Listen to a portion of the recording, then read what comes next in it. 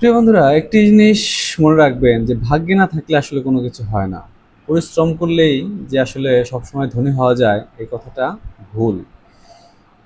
ধনী হওয়ার জন্য পরিশ্রম করতে হবে, কিন্তু সেটা সঠিক জায়গায় সঠিক পরিশ্রম হতে হবে এবং আপনার ভাগ্যে থাকতে হবে। আমরা অনেক সময় বলি না লাখ ব্যবহার করে না, দেখবেন অনেক মানুষ যারা সাধারণত কৃষিকাজ করে বা মাঠে ঘাটে কাজ করে বা বিভিন্ন আহ, মানে যেখানে মানে অনেক বেশি শ্রম দিতে হয়, তারা কিন্তু কি ধনী হতে পেরেছে?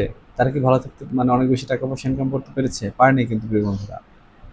তাই আপনাকে ভাগ্যে থাকতে হবে, আপনার লাক ফেভার করতে হবে।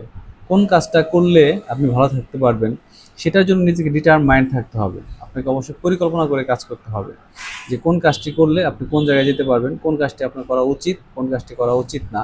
এটা ভেবে নিজেকে যদি একটি পরিকল্পনার মধ্যে দিয়ে নিজেকে আগায় নিতে পারেন, তাহলে কেবলমাত্র আপনি ভালো কিছু করতে পারবেন, ভালো থাকতে পারবেন।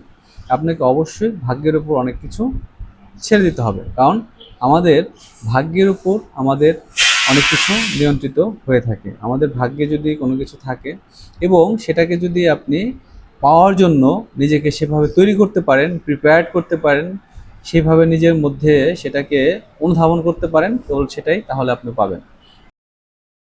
হচ্ছে নিয়ন্ত্রিত হয় হচ্ছে আপনার ইচ্ছার উপর বা আপনার নিয়তির উপর। আপনি কি নিয়ত করছেন, নিয়তের দ্বারা কিন্তু ভাগ্য নির্ধারিত হয়ে থাকে, পরিশ্রম দ্বারা না। পরিশ্রম আপনি যখন আপনার নিয়ত দ্বারা যখন ভাগ্য নির্ধারণ হবে, সেটা সেই ভাগ্যটাকে আপনি পাওয়ার জন্য আপনাকে পরিশ্রম করতে হবে। শুধুমাত্র চোখ বুঝে পরিশ্রম করে গেলে আপনি কখনো আপনার অভিষ্ট লক্ষ্যে পৌঁছাতে পারবেন না। আপনাকে কি করতে হয়? ভাগ্য থাকতে হবে। আর ভাগ্যটা নিয়ন্ত্রিত হয় হচ্ছে কি দ্বারা? নিয়ত দ্বারা। তারপর নিয়ত করতে হবে, নিয়ত অনুযায়ী আপনাকে আগাতে হবে। আপনার মনে মাইন্ড সেট আপটা সেরকমভাবে থাকতে হবে। আপনি যদি নিজেকে সেভাবে মাইন্ড সেট আপ তৈরি করতে পারেন, আপনি যদি নিজের মনের মধ্যে আত্মশুদ্ধি বা আত্মতৃপ্তি লাভ করতে পারেন যে আপনাকে কি করা উচিত, কোন কাজটা করলে আপনি আগাতে পারবেন, কোন কাজটা করলে আপনি আপনার অভিষ্ট লক্ষ্যে পৌঁছাতে পারবেন, এই সেট আপটা যদি নিজের মধ্যে তৈরি করে আপনি আগাতে পারেন, তাহলে কি হলো, নিয়তির দ্বারা বা আপনার যে নিয়ত রয়েছে সেই নিয়ত দ্বারা আপনার ভাগ্যটা কি হলো, ফিক্সড হলো। আর সেই ভাগ্যটাকে আপনি বাস্তবে রূপায়ণ করার জন্য তখন আপনি পরিশ্রম যদি করেন, তাহলে আপনার যে চাহিদা, আপনার যে চাওয়া পাওয়া বা আপনার যে পরিকল্পনা, সেটা কিন্তু সফল হবে এবং আপনি পরিকল্পনা মাফিক কাজ করতে পারবেন এবং আপনার সফলতা অর্জনের সম্ভাবনা থাকবে হচ্ছে 100%।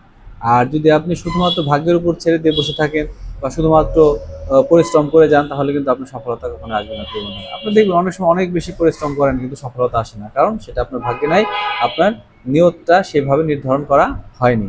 তাই প্রিয় বন্ধুরা, আগে নিয়তটাকে নির্ধারণ করুন, ভাগ্যটা আপনার অটোমেটিক নির্ধারণ হয়ে যাবে। ভাগ্য নির্ধারিত হয়ে গেলে আপনি পরিশ্রম করা শুরু করুন, আপনি আপনার সাফল্যে পৌঁছাতে পারবেন। ভালো থাকবেন, সুস্থ থাকবেন।